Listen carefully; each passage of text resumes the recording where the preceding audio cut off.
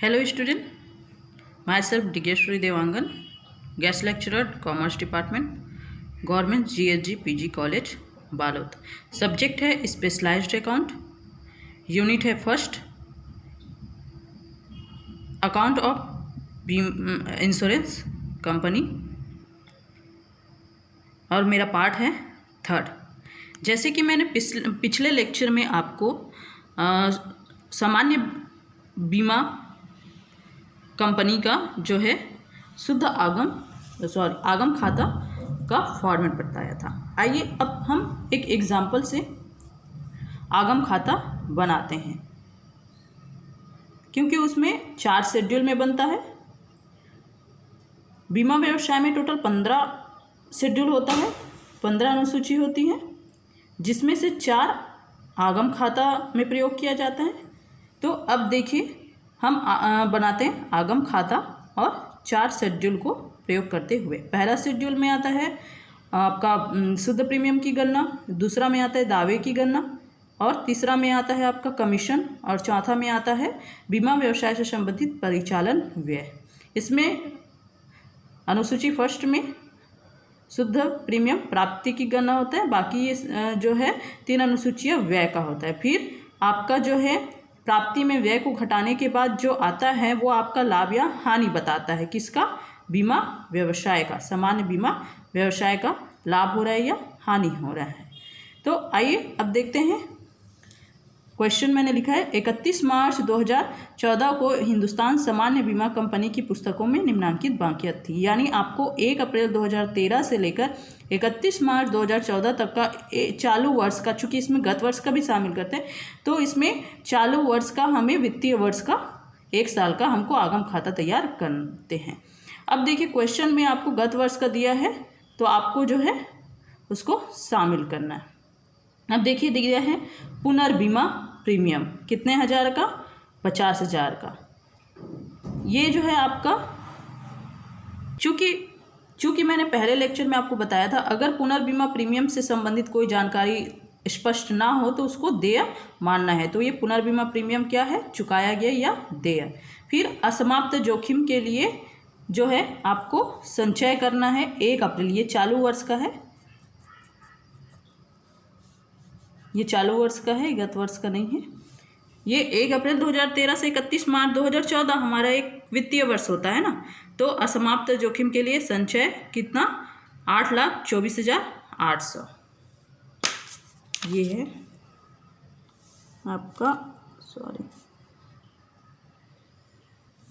8,24,800। फिर प्रबंध व्यय है 1,25,600। फिर प्रीमियम प्राप्तियां हैं 7,89,000। कमीशन है 1,52,000। दावों का भुगतान है 2,21,000। फिर विनिमय पर हानि है 9,000। अदत्त दावे हैं 1 अप्रैल 2013 को 2,81,000, ये चालू वर्ष का है। फिर असमाप्त जोखिम के लिए अतिरिक्त संचय आपको 1 अप्रैल 2013 को है 20,000। अब देखिए इसमें कुछ समायोजन है। निम्नलिखित सूचनाओं को ध्यान में रखकर 31 मार्च 2014 के लिए हमको आगम खाता बनाना है। इसमें कुछ समायोजन है। प्रीमियम पर 50% असमाप्त जोखिम के लिए आपको अतिरिक्त संचय करना है। कहने का तात्पर्य आपको 2014 के बाद जो 2015 है उसके लिए आपको प्रीमियम संचय करके रखना है। कितना प्रतिशत? 50%। फिर उसके बाद दूसरा है अतिरिक्त शुद्ध प्रीमियम का 10% से बढ़ाना है। कहने का मतलब जो अतिरिक्त संचय है प्लस शुद्ध प्रीमियम है उसका 10% से आपको क्या करना है? संचय को बढ़ाना है। फिर आपका तीसरा है अदत्त प्रीमियम वर्ष के अंत में 1,50,000 रुपये थे। फिर 1 मार्च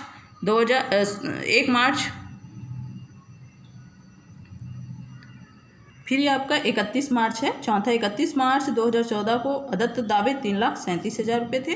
पुनर्बीमा प्रीमियम पर अर्जित कमीशन 5,000 रुपये था। तो ये हमारा क्वेश्चन है। ये आपका समायोजन वो आपका जो है दिया हुआ है। तो आइए अब हम इससे आगम खाता तैयार करते हैं। तो ये है हमारा आगम खाता, किसके लिए? सामान्य बीमा व्यवसाय के लिए 31 मार्च 2014 को समाप्त वर्ष के लिए आपको आगम खाता बनाना है। तो मैंने जो है एक ही राशि ली है, आपको प्रारूप के अनुसार जो है आपको बनाना है। तो सबसे पहले इसमें आता है विवरण, फिर इसमें क्या आता है सूची नंबर, ठीक है, फिर इसमें आता है राशि, राशि को लेते हैं। तो इसमें जो है आपका होता है सबसे पहले शेड्यूल 1। शेड्यूल 1 में आपको क्या देना पड़ता है, शुद्ध प्रीमियम प्राप्ति, ठीक है। फिर शेड्यूल 2 में आपको क्या ज्ञात करना पड़ता है, दावा, ठीक है। शेड्यूल 2 में क्या है, ये हमारा इधर का फर्स्ट है, फिर शेड्यूल 2 में हमारा फर्स्ट दावा, फिर सेकंड शेड्यूल 3 में हमारा क्या रहता है, कमीशन, ये व्यय होता है, दावा कमीशन ये सारे व्यय होते हैं। फिर तीसरा क्या होता है, बीमा व्यवसाय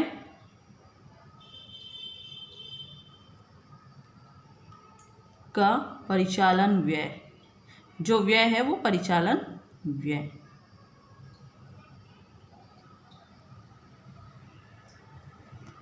परिचालन व्यय ये हमारा अनुसूची 4 में होता है।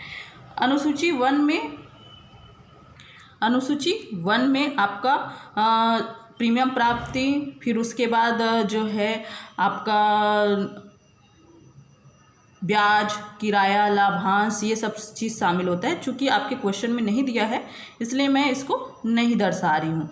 तो सूची 1 में केवल प्रीमियम से संबंधित दिया है, फिर दावा, कमीशन और फिर बीमा व्यवसाय का परिचालन, ये 4 चीज़ें इसमें हैं। फिर जो आएगा हमारा तो वो क्या कहलाएगा, आपका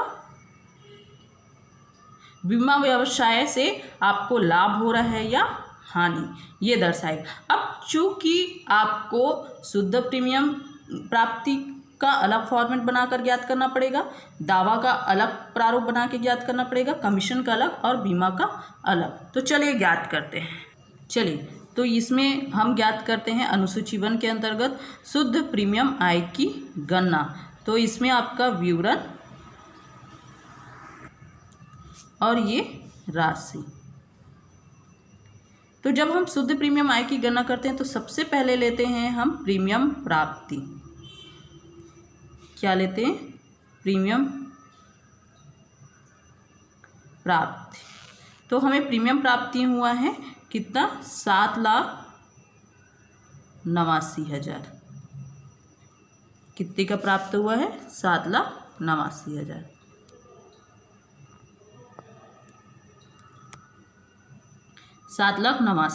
फिर अब हम क्या करते हैं, इसमें प्लस, क्या प्लस करते हैं, जो प्रीमियम, और हमें इसमें जो वास्तविक प्रीमियम रहता है, फिर उसके बाद जो है क्या रहता है आपका प्रीमियम प्राप्ति। तो प्रीमियम प्राप्ति नहीं है तो हम फिर क्या करते हैं, माइनस प्रीमियम भुगतान या देय प्रीमियम, प्रीमियम भुगतान या देय प्रीमियम। तो आपका कहाँ है, ये पुनर्बीमा प्रीमियम। चूँकि मैंने कहा था कि अगर हमें पुनर्बीमा प्रीमियम के बारे में कुछ भी नहीं दिया है तो उसको क्या मानना है, देय। तो एक्चुअली में ये पुनर्बीमा प्रीमियम भुगतान है, कितने का है ये, 50,000 माइनस 50,000। तो फिर अब कितना बचा हमारे पास, 7,39,000। कितना बचा, 7,39,000। अब हम इसमें क्या करते हैं, अब इसमें जो है हमारा चालू वर्ष का कोई अदत्त है वो उसको क्या करते हैं, प्लस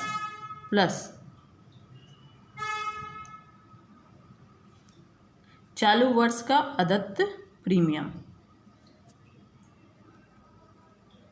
चालू वर्ष का अदत्त प्रीमियम, और गत वर्ष का क्या होता है, माइनस। तो हमारा जो है चालू वर्ष का अदत्त प्रीमियम जो है आपको समायोजन में दिया है, ये आपको दिया हुआ है अदत्त प्रीमियम वर्ष के अंत में, यानी चालू वर्ष में 1,50,000। तो आपको लिखना है चालू वर्ष के अंत में कितना दिया है? 1,50,000।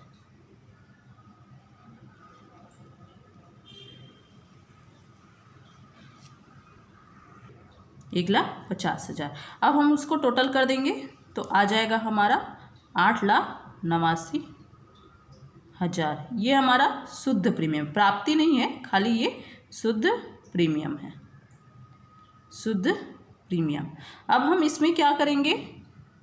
जोखिम के लिए संचय करेंगे। तो असमाप्त जोखिम के लिए संचय। अब इसमें भी हमें चालू वर्ष और गत वर्ष का देखना पड़ता है ना, क्योंकि आपके जो है जितने भी में दिया है वो चालू वर्ष का है। जो है 1 अप्रैल से 31 मार्च तक का आपका पूरा जो है आइटम्स या मदें दिए हुए हैं, तो आपको गत वर्ष का इसमें नहीं लेना है। लेकिन आपको जो ये संचय है ना, कितना % आपको करना है आगे वर्ष के लिए? 50%, और अतिरिक्त संचय के साथ शुद्ध प्रीमियम को 10% से और बढ़ाना है। तो इसको हम जो है चालू वर्ष के संचय से क्या कर देंगे? माइनस कर देंगे। फिर वो हमारा क्या हो जाएगा? संचय, इस वर्ष का संचय प्लस हो जाएगा। तो आइए कैलकुलेशन करते हैं। चलिए अब वर्किंग नोट करते हैं। वर्किंग नोट, अब देखिए वर्किंग नोट में सबसे पहले हम देख लेते हैं समायोजन में क्या है। फर्स्ट, प्रीमियम पर 50% असमाप्त जोखिम के लिए संचय करना है। तो आपको 50% संचय करना है, संचय शुद्ध प्रीमियम पर ना। तो हमने शुद्ध प्रीमियम निकाला था कितना? 8,89,000। तो आगे के लिए करना है 31 मार्च 2014 के बाद के लिए हमको क्या करना है? संचय करना है। तो कितना %? 50%। तो हमारा जो शुद्ध जो है प्रीमियम कितना निकला था? 8,89,000। तो इसका 50% आप कर दो संचय, तो आएगा आपका 4,44,500। 4,44,500। फिर दिया हुआ है अतिरिक्त शुद्ध प्रीमियम, अतिरिक्त का फिर शुद्ध प्रीमियम का कितना %? 10। अब अतिरिक्त संचय हमारे पास कितना हज़ार है? 20,000। तो 10% अतिरिक्त संचय। तो अतिरिक्त संचय हमारे पास 20,000 है, प्लस हमें शुद्ध प्रीमियम का जो कि हमारा 8,89,000 है, उसका कितना % संचय करना है? 10%। तो हमारा टोटल हो जाता है 1,08,900 ये। तो हमें अगले वर्ष के लिए कितना संचय करना पड़ेगा? 5,53,000 कितना? 400। कितना संचय करना पड़ेगा? 5,53,400 संचय करना पड़ेगा अगले साल के। लेकिन हम बना रहे हैं 1 अप्रैल 2013 से 31 मार्च 2014 तक का। तो जो हमारा करेंट ईयर का जो हमारा प्रीमियम होगा, है ना। अब हम देखते हैं चालू वर्ष में हमारा जो है कितना जोखिम के लिए हमने संचय किया है, तो उसमें ये आगे वर्ष के लिए क्या कर देंगे? घटा देंगे। उसके बाद जो आएगा फिर हम जो है उसको शुद्ध प्रीमियम खाते की गणना करते समय जो जोखिम के लिए संचय है उसको शुद्ध प्रीमियम में प्लस कर देंगे। फिर हमारा आएगा शुद्ध प्रीमियम प्राप्ति। तो ये हमारा आया जो है आगे के लिए हमको 5,53,400 का क्या करना है? संचय करना है। अब देखते हैं चालू वर्ष में कितना हमारे पास संचय है। अब चलिए 1 अप्रैल 2013 से 31 मार्च 2014 तक का हमारे पास जो है संचय, असमाप्त जोखिम के लिए संचय कितना है।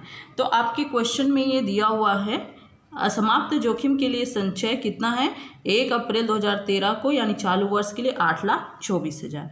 तो है कितना? 8,24,000। ठीक है। फिर उसके बाद आपको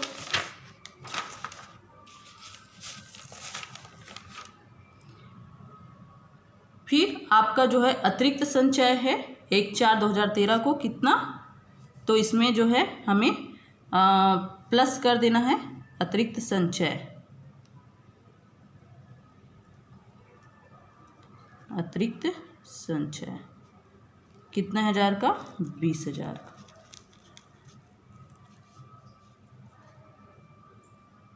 तो फिर अब उसके बाद हमको टोटल कर देना है, तो कितना आएगा हमारा 8,44,800।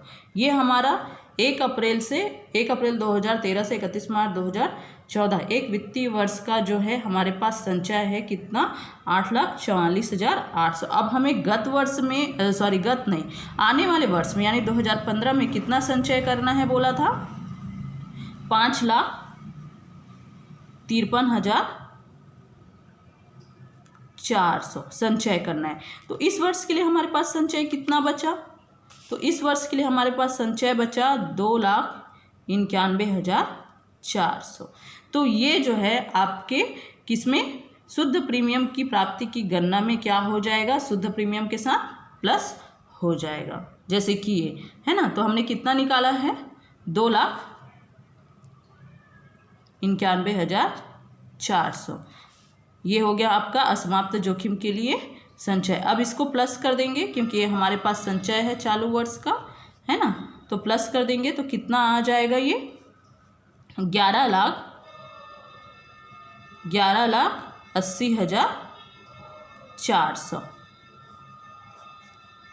चलिए अब हम ज्ञात करते हैं अनुसूची 2 शुद्ध देय दावे की गणना। तो इसमें विवरण, अब देखिए दावों का भुगतान 2,21,000 है ना। अब आपके पास होगा ये दाव का भुगतान उन्होंने किया 2,21,000 हमने यहाँ पे लिख दिया, प्लस अदत्त दावा आपके पास है 3,37,000, ये 3,37,000। अब उसके बाद जो है आपके पास अदत्त दावा है कितना, 2,81,000। अब आपके मन में ये क्वेश्चन होगा कि दोनों तो चालू वर्ष का है, तो देखिए मैं एक्सप्लेन कर दूँ।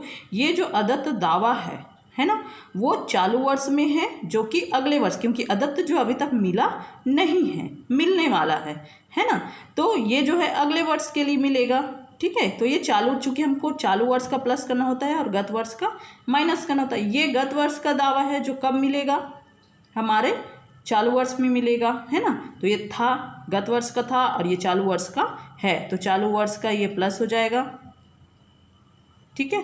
और ये गत वर्ष का क्या हो जाएगा, माइनस। तो हमारा शुद्ध देय दावा कितना आ गया, 2,77,000। अब आइए हम कमीशन की गणना करते हैं। अब देखिए हमारे पास कमीशन भुगतान कितना है, देखिए आपके क्वेश्चन में दिया है 1,52,000। तो कमीशन है भुगतान हमारा 1,52,000। फिर आपको जो है पुनर्बीमा पर अर्जित कमीशन, ये लिखा हुआ है पुनर्बीमा पर अर्जित कमीशन कितने हज़ार का, 5,000 का। तो ये हमने ले लिया। पुनर्बीमा पर अर्जित कमीशन क्या होता है, माइनस स्वीकृत कमीशन प्लस। तो आपका कमीशन जो है शुद्ध कमीशन कितना आ गया, 1,47,000। अब हमें ज्ञात करना है बीमा व्यवसाय से संबंधित परिचालन व्यय, क्योंकि अनुसूची 4 में है। तो आपका जो है इसमें 2 चीज़ आपका बच गया है, एक तो आपका प्रबंध व्यय और विनिमय पर हानि। तो प्रबंध व्यय कितना है, 1,25,600 और आपका हानि कितना है, 9,000। तो यहाँ पे हमने लिख दिया है प्रबंध पर व्यय 1,25,600 और विनिमय से हानि 9,000, अब 1,34,600। तो ये सारे कैलकुलेशन हैं। फिर इसको हम जो शुद्ध है उसको हम कहाँ रख देंगे, आगम खाता में रख देंगे। जैसे शुद्ध प्रीमियम से हमको कितना प्राप्त हुआ, जब हम कैलकुलेट किए तो 11,80,400। फिर आपको दावा से कितना मिल रहा है, 2,70,000। कमीशन से कितना हो रहा है शुद्ध, 1,47,000, ठीक है, 1,47,000। फिर उसके बाद आपको परिचालन व्यय कितना है, 1,34,600। अब इस सब राशि को हम आगम खाता में रख देंगे। देखिए मैंने ये फॉर्मेट बनाया है जैसे कि मैं पहले भी दिखाई हूँ। अब शुद्ध प्रीमियम प्राप्ति अनुसूची में कितना आया था हमारा, 11,80,400।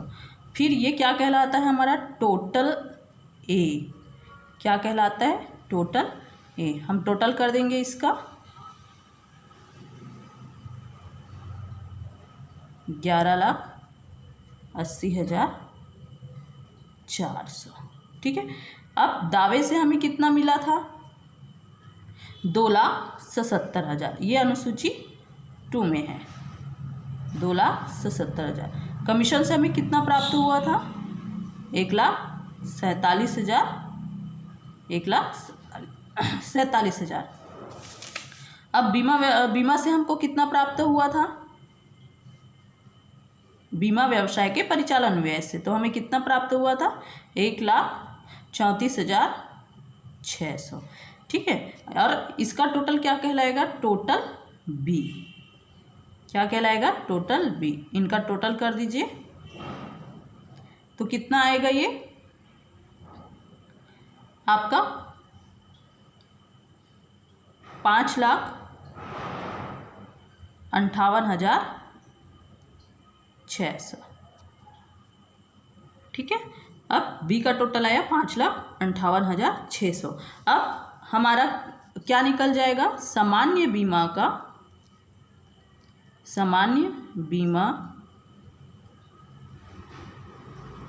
व्यवसाय